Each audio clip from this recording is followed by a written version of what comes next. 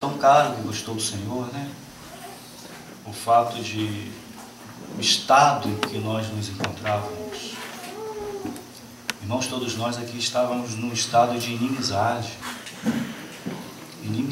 contra Deus.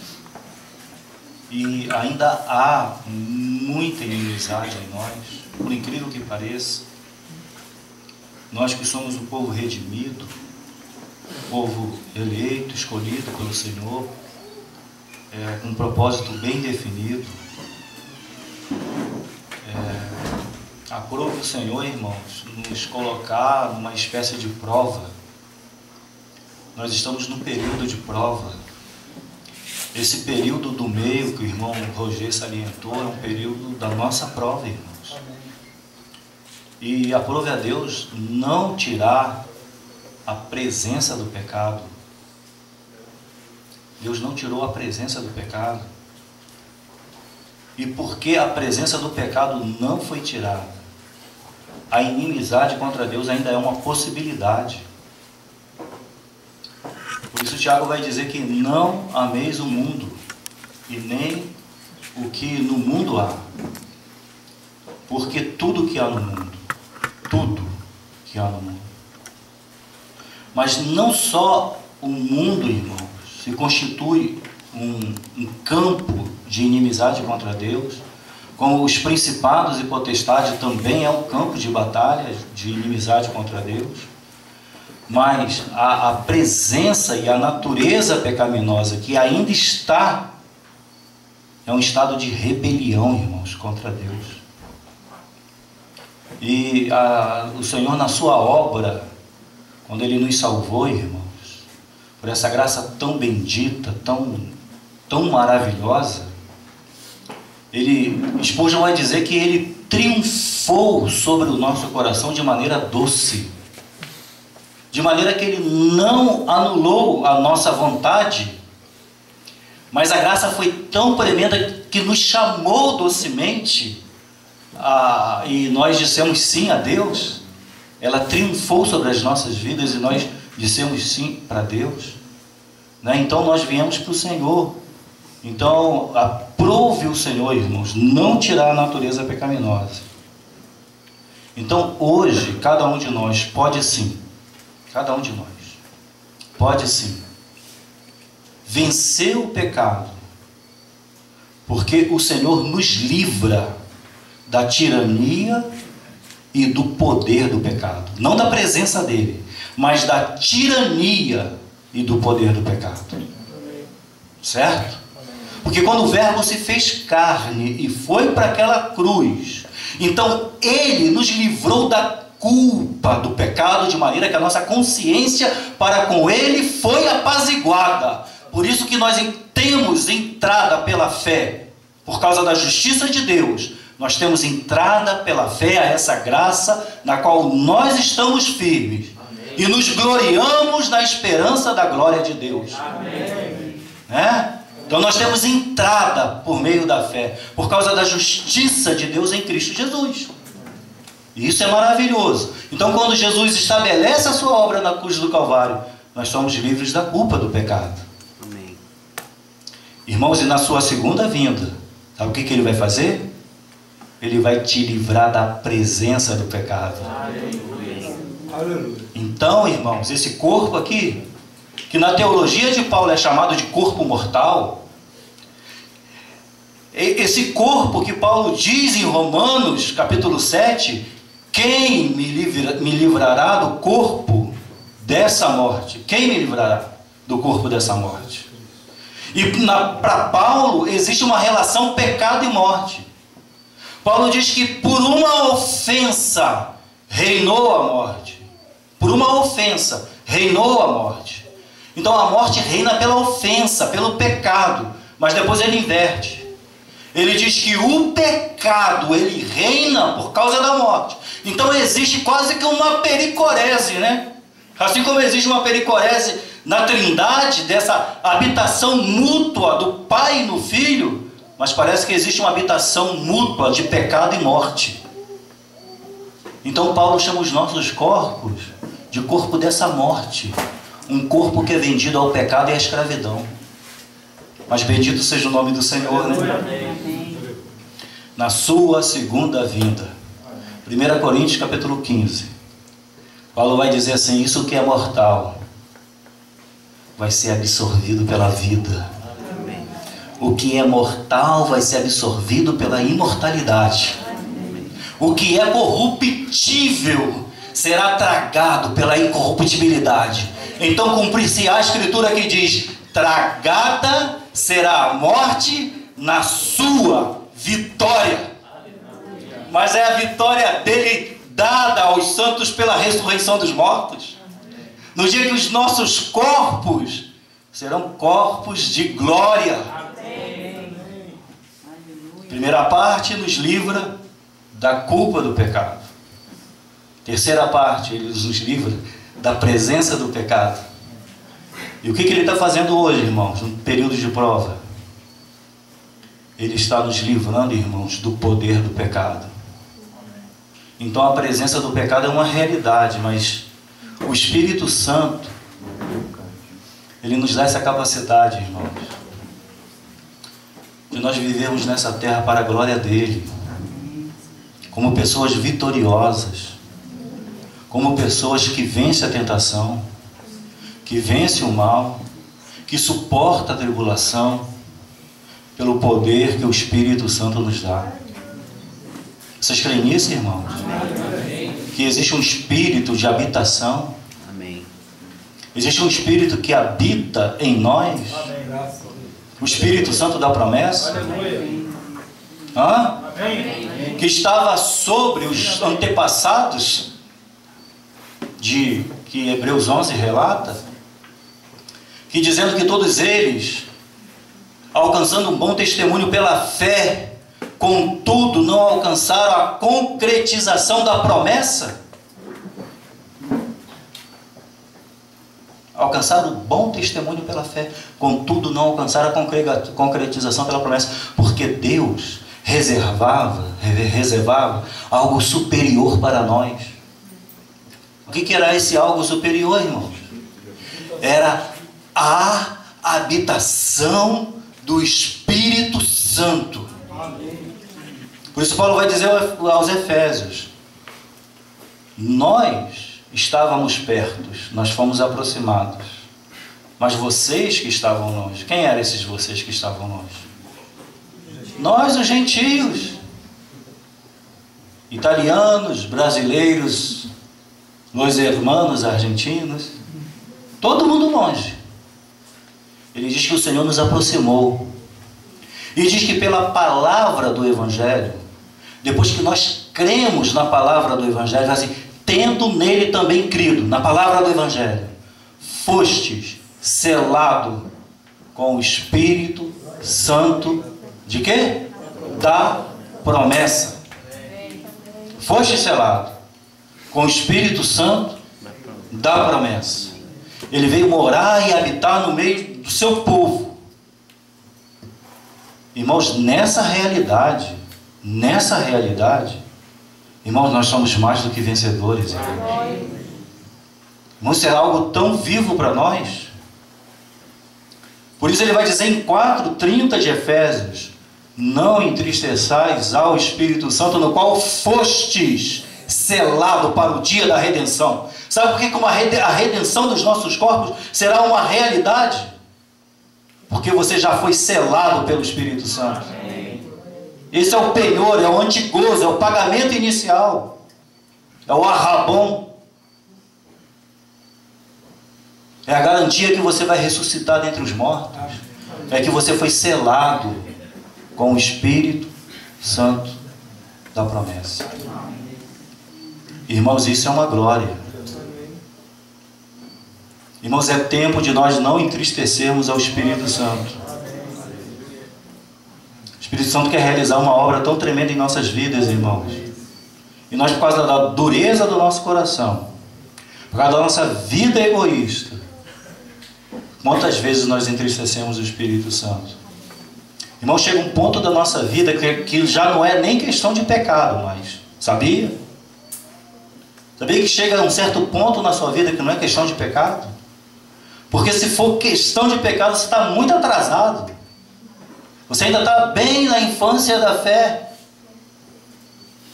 Mas não é questão de pecado mais. Irmãos, como Deus quer tratar com os nossos egos. Irmãos, às vezes quantas dificuldades há no meio do povo de Deus, com as pessoas com o ego inteiro, intacto, que não pode ser quebrado. Não pode ser quebrado. Porque nós guardamos os nossos egos. A nossa alma não pode ser tocada. Qual é o momento de prova? Irmãos, o Senhor quer quebrar-nos, sabe? O Senhor quer quebrar-nos. Lembra das virgens que foi citada aqui? Insensatas? Que elas tinham azeite na lâmpada, mas elas não tinham azeite na botija, não é verdade?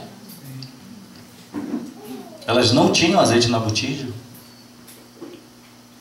E assim como a lâmpada representa o espírito do homem, porque o provérbio vai dizer, o espírito do homem dentro dele é a lâmpada de Jeová. E aquele azeite que é derramado na lâmpada e que se ateia a fogo, é o Espírito Santo.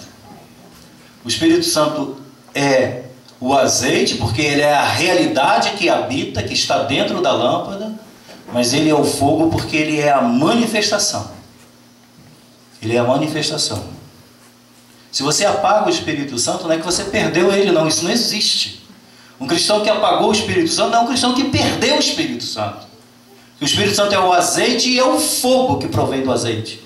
Então, você não perde o Espírito Santo, você apaga o fogo. As pessoas olham para a sua vida não tem brilho. A tua vida não mostra a realidade espiritual. A tua vida não mostra o fulgor, a glória. Não é estampada no teu rosto. As pessoas olham para você e veem um incrédulo. Moisés, primeira vez que ele foi visto, primeira vez, quando a filha de Betuel viu Moisés, falou assim, eu vi um homem egípcio. Qual a aparência que Moisés tinha? Um homem egípcio. A última menção de Moisés no Pentateuco. Morreu Moisés, o servo do Senhor. Um homem egípcio, o servo do Senhor. Não é essa obra, irmãos? Não é essa obra que o Senhor quer fazer em nós? Essa obra. Agora, como que as pessoas têm visto as nossas vidas? Um homem egípcio? Ou o servo do Senhor? Como que os homens têm visto as nossas vidas? Então, irmãos, não entristeçamos ao Espírito Santo. Nós somos selados. Ele faz essa obra. Foi falado aqui que nós precisamos subir um monte e ficar lá. Irmãos, isso é só no poder do Espírito Santo. O Espírito Santo é que capacita você a subir um monte e a permanecer lá. Não entristeça o Espírito Santo. Não suba o monte na sua força. Suba o monte na energia e no poder do Espírito Santo. Ele é o teu ajudador, ele é o teu guia. É ele que te pega pela mão e te guia. Ele é o Allos Paracletos. Ele é o outro Consolador. É o Allos Paracletos. Ou seja, ele é o outro da mesma natureza de Jesus. Igualzinho a Jesus. Ele é o que Jesus é. Amém. Tem duas palavras para outro no grego. Héteros, ela aparece no Novo Testamento. Héteros, que é o outro diferente. Por isso nós somos heterossexuais, não é isso? Não é? Por quê? Porque a relação sexual é com o outro, não é igual, diferente. Mas o Espírito Santo, ele não é o hétero paracleto. Ele é o Allos Paracleto. Ele é o outro que é igualzinho a Jesus. Por isso ele pode falar em nome de Jesus. Por isso ele pode nos direcionar a Jesus. Porque ele é o outro Consolador. Porque enquanto Jesus estava com os discípulos, Jesus era o Consolador dos discípulos. Mas Jesus ia embora para o Pai. E ele falou assim, então eu vou te enviar outro Consolador. E quando eu enviar outro Consolador, nós viremos. Nós quem? Jesus e o Pai. Nós viremos e faremos morada. Aleluia. Essa é a realidade, irmão, da nossa vida cristã. Essa é a realidade da nossa vida cristã. Sabe que o Senhor nos desafia, irmãos, nesse encontro que nós estamos tendo, irmãos. Para nós vivermos essa vida cristã, irmãos, que é tão simples. Ela é tão simples. Às vezes a gente quer inventar tanta coisa. A gente quer criar tanta coisa. Às vezes um ou outro irmão é assaltado. Fala assim, não tem nada para o jovem. Poxa, não tem nenhum reggae. Não tem nenhuma festa de máscara para os jovens. Que aí vê, né? Vê pessoas fazendo, grupos fazendo. Aí tem a tentação, né? Satanás seduz. Não tem nada para os jovens. Irmãos, a igreja não é lugar de distração. A igreja é a casa de Deus. A igreja não é lugar de distração. Irmãos, eu não tenho problema nenhum com jovem jogar bola, pegar onda. Não tenho problema nenhum. Se divertir, até dançar, não tem problema nenhum. Não tenho crise. Mas, irmãos, quando reúne na vida da igreja, a igreja não é uma distração. A igreja é o lugar da planta dos pés do Senhor. É o lugar do seu descanso. É o lugar da revelação do Senhor. Não é lugar de distração. Irmãos, a igreja não é lugar de reggae. Isso é na Jamaica, irmãos. Não é na igreja. A igreja não é lugar para se distrair, irmãos. A igreja é um lugar para se conhecer o Senhor. Amém. Aleluia. Agora, como é que nós conhecemos o Senhor na igreja, irmãos? É quando nós, irmãos, entregamos as nossas vidas ao nosso Senhor por completo e a gente se reúne. Aí a igreja, irmãos, não é aquilo que o homem está construindo. É a realidade de Deus fluindo através de nós. Amém. Isso é a igreja. Amém. Não é o que o homem... Irmãos, o que o homem constrói é a Babilônia. O que o homem constrói, irmãos, é da terra para o céu. O que Deus constrói vem do céu para a terra. Por isso Ele nos deu o seu Filho. O Filho veio do céu. Do céu, porque é do céu que as coisas vêm para poder construir a igreja. Quando Davi atacou os jebuseus, lembra? Samuel, capítulo 5. Quando ele atacou os jebuseus, aquela terra tinha sido tomada, Jericó, vários pontos da terra tinham sido tomada.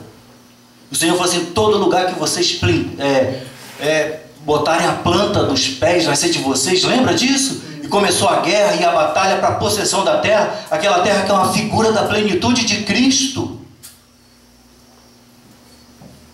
Mas aquela terra ainda não havia sido totalmente possuída, lembra? E lembra que havia um lugar profetizado em Deuteronômio capítulo 8, e o Senhor diz, o lugar que eu escolhi de território de vocês, o lugar que eu escolhi para ali pôr o meu nome. Então ali vocês virão, e ali vocês vão me adorar, e ali vocês vão oferecer o dízimo, o holocausto, e os seus sacrifícios, e ali vocês vão me servir, e vocês não farão para comigo o que as outras nações fazem para os seus deuses, cada um adorando debaixo da árvore, e do seu modo e da sua maneira. Para comigo não será assim, mas o lugar que eu escolhi colocar o meu nome, ali vocês virão. Uma profecia para o futuro. Aí vem Davi. Aí Estevão interpreta a vida de Davi da seguinte maneira: o homem que foi segundo o coração de Deus. E por que foi segundo o coração de Deus? Ele diz no Salmo: Senhor, eu não darei sono à minha pálpebra, eu não subirei ao lugar que durmo, até eu encontrar um lugar. Ué, Deus estava procurando um lugar? E Davi também estava procurando um lugar. Até que eu encontre um lugar, uma morada, para o Deus de Jacó. Aí mais adiante no Salmo o Senhor diz: onde é esse lugar? Pois o Senhor escolheu a Sião. Então na época de Davi, Sião era uma fortaleza dos jebuseus. Davi entra em Sião. E o que Davi faz? Quando Davi manda mensageiros para Sião dizendo que ele vai atacar Sião, os jebuseus diz assim, o rei dos jebuseus diz assim: Davi, até os cegos e os coxos te enxotarão daqui, Davi. Davi falou assim: Falou: homens, vamos lá, vamos ser todo mundo valente, vamos lá atacar os jebuseus. E foram. Aí diz que Davi toma a fortaleza dos jebuseus, ele fere o rei dos jebuseus, e ele diz para os homens: agora vocês correm atrás dos cegos e dos coxos, porque na casa do Senhor não haverá nem cego e nem coxo. E diz que Davi vinha edificando uma cidade desde o alto para baixo. Essa é Sião. Davi, ele conseguiu o quê? A plenitude de Cristo. Toda a terra ainda não havia ainda sido possuída, e ele possui toda a terra. Então a casa de Deus é edificada naquele lugar. A plenitude de Cristo. E ele diz duas coisas a respeito da casa. Nessa casa não há cego e nem coxo. Sabe por quê? Se você abrir em Efésios, Paulo fala em Efésios que os nossos olhos, ele começa a falar da casa de Deus. Ele diz que os nossos olhos precisam ser iluminados. Ele falava que ele orava para que Deus, o Pai, desse espírito de sabedoria e de revelação, iluminando os olhos do nosso entendimento. A primeira parte de Efésios, de 1 a 3, Deus está iluminando os olhos do nosso entendimento. Mas quando você pega Efésios de 4 a 6, a segunda sessão, o que está se fazendo? Os santos é conclamado a andar naquela verdade que eles viram. Então você tem pessoas de olhos abertos no capítulo 1 até o capítulo 3. E você tem pessoas andando e praticando aquela verdade do capítulo 4 até o capítulo 6. Não há nem cego e não há nem coxo. Nem cego e nem coxo. Porque, irmãos, a gente não pode viver só em nome de uma visão. É claro que começa com uma visão. Tudo começa com uma visão. Mas Deus nos chama a andar em uma realidade. Amém. Realidade essa que só pode ser vivida no poder e na energia do Espírito Santo. Então, irmãos, não vamos entristecer o Espírito Santo. Aleluia. Ele é o único, irmão, que pode nos iluminar a respeito de Jesus. Amém. Irmãos, não pense que você pode ter conhecimento a respeito de Jesus por você mesmo. Nunca. Nunca. Não, mas eu já sei quem é Jesus. Irmãos, cuidado, irmãos. Você não pode por si mesmo saber quem é Jesus. Jesus falou bem assim: ninguém. Mas ninguém? Ninguém. Ninguém conhece o Pai, senão o... Ninguém conhece o Filho, senão o... E aquele a quem Ele quer...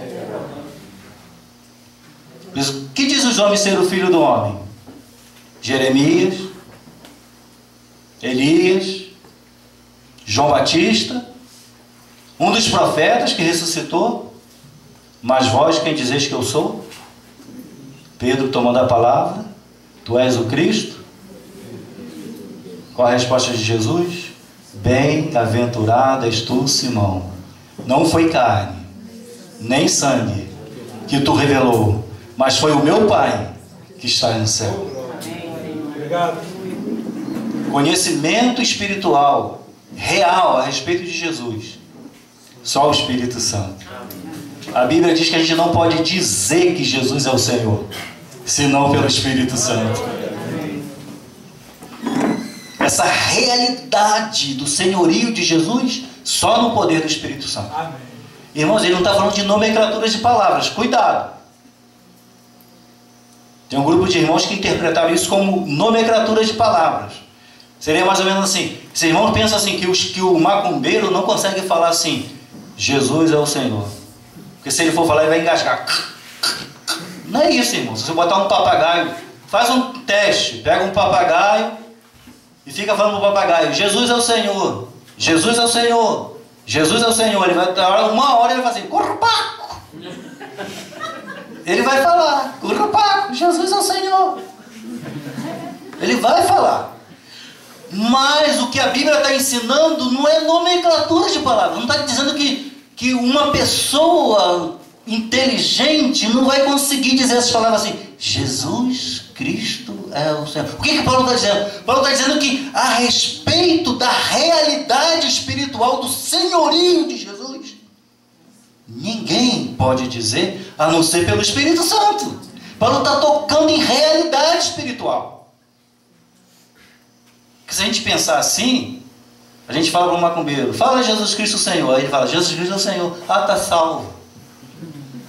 Não é assim que a Bíblia ensina. Por quê? Porque você tem que pregar o arrependimento às pessoas. Não é o que Jesus mandou pregar? O arrependimento às pessoas. Tem que pregar o Evangelho às pessoas. E a pessoa tem que ver a sua miséria, o seu pecado, e confessar o seu pecado e o senhorio de Jesus. Não é assim? Se arrepender dos seus pecados e confessar o Senhor e ser batizado e ser salvo. Porque só o Espírito Santo, irmãos, pode trazer para nós a realidade espiritual de quem Jesus é. Amém. Então, quer conhecer o Senhor Jesus? Não entristeça o Espírito Santo. Irmãos, deixa a vida de pecado. Se você ainda vive uma vida de pecado, deixa isso para trás. Cuidado com a pornografia, sabia? Eu sei que não era nem para a gente falar isso no nosso meio, né? Deixa a vida de pornografia. Para com isso. Para com isso, irmãos. Irmãos, 20% é pesquisa. 20% do povo de Deus é envolvido em pornografia. Irmãos, não queira estar nessa estatística. O Senhor é vingador dessas coisas. Irmão, se o teu olho for mau, todo o teu corpo vai estar em treva. O salmista falou, eu não porei coisa má diante dos meus olhos, não falou? Não porei coisas más diante dos meus olhos. Abandona o pecado, irmão. Abandona o pecado. Aleluia. Irmãos, a pornografia é a causa de jovens se masturbarem, sabia? É a causa de adultério. É a causa de homossexualismo. É a causa de estupro. É comprovado isso. Você se entrega àquilo, você vai... É pedofilia. Vida de pecado, irmãos, não. Mas se você já conseguiu vencer uma vida pecaminosa, então deixa o Senhor tratar com o seu eu, com o seu ego. Seja dócil, irmão. Ou então pede ao Senhor, Senhor, eu não sou dócil, mas forme em mim um caráter dócil. Forme em mim um caráter dócil. No tratamento com meus irmãos, no tratamento com as pessoas, sobretudo no meu tratamento contigo, Senhor. Forme em mim um caráter manso e humilde. Sabe por quê, irmãos? Paulo falou bem assim, todas as coisas me são lícitas, mas nem todas elas me... Todas as coisas me são lícitas, mas nem todas elas edificam. Todas as coisas me são lícitas, mas eu não me deixarei dominar por nenhuma delas. Amém. Já não é questão de pecado, sabia? Porque são coisas lícitas. Comer é lícito? Estudar é lícito? Trabalhar é lícito? Tudo isso é lícito. Mas a questão é: eu não me deixarei dominar por nenhuma delas. Porque quem é o dominador das nossas vidas? É o Senhor. Amém, irmão? Eu vou parar por aqui. Eu não sei se o irmão Roger vai compartilhar. Vai, Roger, compartilhar? Tá tarde, né? Até pedir perdão, irmão, porque era ele que ia compartilhar, não era eu, não. Mas eu senti, irmãos, de trazer essa... Eu poderia até abrir a Bíblia, né? A Bíblia, que eu tinha um assunto